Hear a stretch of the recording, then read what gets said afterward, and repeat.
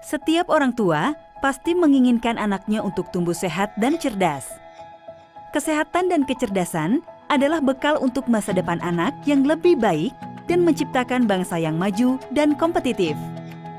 Namun tahukah Anda bahwa ternyata 1 dari 3 anak balita di Indonesia mengalami stunting?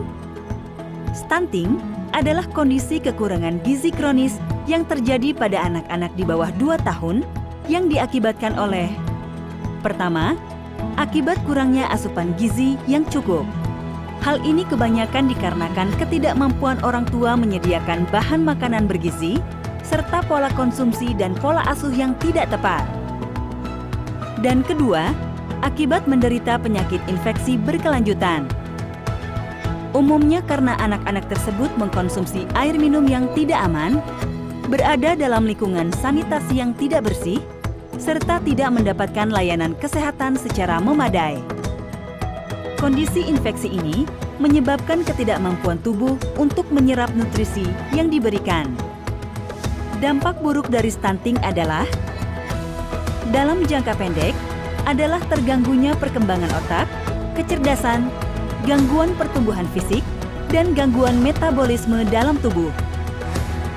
Dalam jangka panjang adalah menurunnya kecerdasan dan prestasi belajar, menurunnya kekebalan tubuh sehingga mudah sakit, dan resiko tinggi terhadap penyakit diabetes, kegemukan, penyakit jantung dan pembuluh darah, kanker, stroke, dan disabilitas pada usia tua.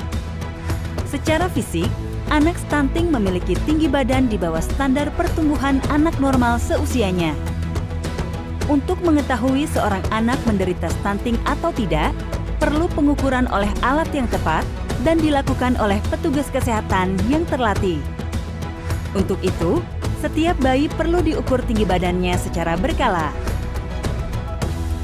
Pencegahan stunting akan efektif dilakukan sejak awal kehamilan sampai usia 2 tahun atau yang kita namakan sebagai 1000 hari pertama kehidupan.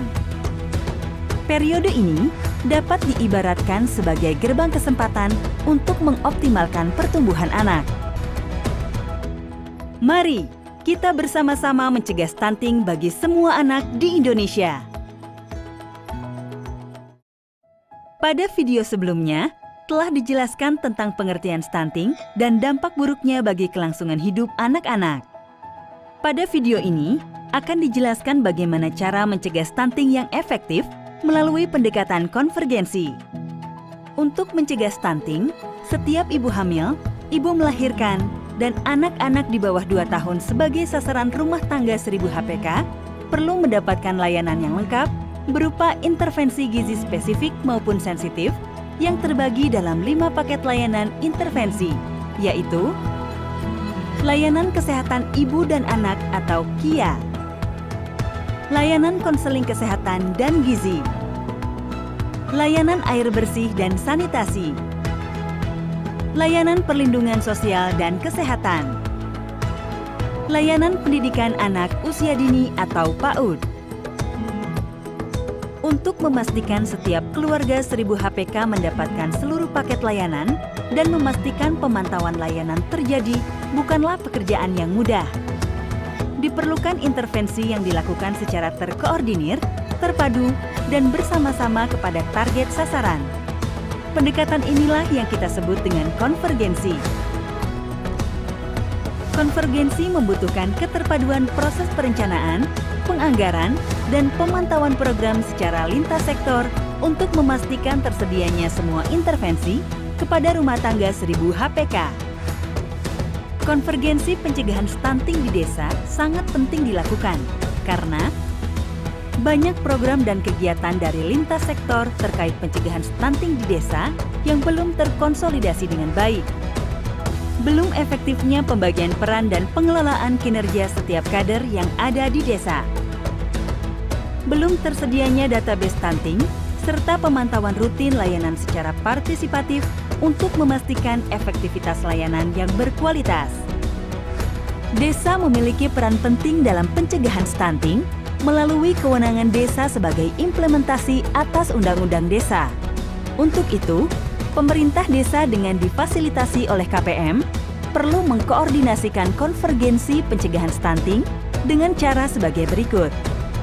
Melakukan konvergensi dalam perencanaan dan penganggaran program dan kegiatan pembangunan desa. Memastikan setiap 1000 HPK menerima dan memanfaatkan paket layanan intervensi. Memperkuat pemantauan dan evaluasi pelaksanaan pelayanan, serta mengkoordinir pendataan sasaran dan pemutakhiran data cakupan intervensi secara rutin. Dalam melaksanakan konvergensi intervensi untuk pencegahan stunting di tingkat desa, Rembuk Stunting merupakan kegiatan penting yang harus dilakukan untuk mengkonsolidasi usulan-usulan kegiatan berdasarkan data hasil pemetaan 5 paket layanan yang telah dikumpulkan oleh KPM. Rembuk Stunting dilakukan melalui diskusi terarah untuk mendapatkan komitmen desa dan menyepakati kegiatan-kegiatan yang akan dilaksanakan untuk memastikan konvergensi, baik yang akan dilakukan pada tahun berjalan maupun untuk dimasukkan dalam RKP Desa tahun berikutnya. Peserta Rembuk Stunting Desa meliputi aparat dan kepala desa, BPD, tim perencana kegiatan desa, unsur PKK, KPMD, kader posyandu, bidan desa, tendik PAUD, pelaku program terkait penanganan stunting, termasuk UPT terkait, puskesmas, terutama sanitarian, dan ahli gizi, PAMSIMAS, program keluarga harapan, kawasan rumah pangan lestari, dan kelompok wanita tani, dan lain-lain. Dan organisasi masyarakat seperti kelompok tani atau KWT, kelompok keagamaan, dan Karang Taruna.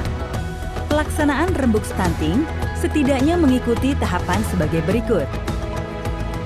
Menyampaikan kondisi desa dengan menggunakan peta sosial, data sasaran, kondisi layanan, serta peta kelembagaan desa. Menyampaikan usulan kegiatan berdasarkan hasil diskusi kelompok terarah, mendiskusikan rancangan kegiatan konvergensi stunting yang diusulkan, apakah strategi kegiatannya sudah tepat, apakah pelaksanaannya sudah tepat, apakah usulan ke desa sudah tepat, bagaimana kekuatan pembiayaan oleh desa, bagaimana UPTD dapat mendukung program konvergensi stunting desa, usulan perubahan penjadwalan kegiatan. Mencatat hasil diskusi ke dalam formulir rencana kegiatan konvergensi penanganan stunting, lihat dalam buku monitoring. Mengembangkan kesepakatan untuk melaksanakan rapat koordinasi setiap 3 bulan untuk membahas pelaksanaan konvergensi dan memantau penanganan stunting di desa. Mendorong kepala desa untuk membuat komitmen sesuai kewenangan desa atas pembiayaan kegiatan konvergensi stunting pada RKPD tahun berikutnya. Misalnya desa berkomitmen akan mengalokasi kegiatan penanganan stunting minimal 15% atau 20% dari APBDes sesuai hasil musyawarah. Menyusun notulensi dan berita acara hasil Rembuk Stunting yang ditandatangani Kepala Desa dan Badan Permusyawaratan Desa atau BPD. Pada video Rembuk Stunting, telah dijelaskan perlunya komitmen dari berbagai pelaku dalam rangka upaya pencegahan stunting. Di dalam video ini, akan dibahas upaya strategis pencegahan stunting yang mungkin dilaksanakan di tingkat desa. Pemerintah desa telah mendapat amanat yang besar untuk melaksanakan pembangunan desa, termasuk melaksanakan pencegahan stunting. Desa berwenang untuk mengatur dan mengurus kegiatan berdasarkan hak asal-usul dan kegiatan yang berskala lokal desa, serta berwenang untuk mengurus kegiatan yang ditugaskan oleh pemerintah pusat dan pemerintah daerah, termasuk dalam hal ini pencegahan stunting yang telah menjadi prioritas nasional. Dengan demikian, desa harus menyelenggarakan pelayanan publik, terutama di bidang kesehatan dan pendidikan, yang berskala desa melalui sinergitas dengan sektor penyedia layanan. Terkait dengan hal tersebut, dana desa yang menjadi wewenang kepala desa dapat dikelola secara optimal untuk memerangi stunting. Kepala desa dapat mendukung dan mengoptimalkan kegiatan-kegiatan layanan dasar pada 5 paket layanan seperti 1. Layanan kesehatan ibu dan anak atau KIA. 2. Layanan konseling kesehatan dan gizi. 3. Layanan air bersih dan sanitasi. 4. Layanan perlindungan sosial dan kesehatan. Dan 5. Layanan pendidikan anak usia dini atau PAUD. Dan kegiatan-kegiatan lainnya yang dipandang mampu untuk secara strategis membantu keluarga 1000 HPK mendapatkan layanan intervensi gizi yang berkualitas. Rujukan belanja desa untuk penanganan stunting diperkuat dengan telah dikeluarkannya Permen Desa tentang prioritas penggunaan dana desa setiap tahunnya. Contoh untuk tahun 2020, terdapat Permen Desa PDTT nomor 11 tahun 2019. Selain menggunakan APBDes, pemerintah desa dapat bekerja sama dengan berbagai pihak, termasuk CSR perusahaan, program kuliah kerja nyata atau KKN mahasiswa, tokoh agama, dan berbagai pemangku kepentingan lain untuk menjadikan pencegahan stunting sebagai suatu gerakan di desa.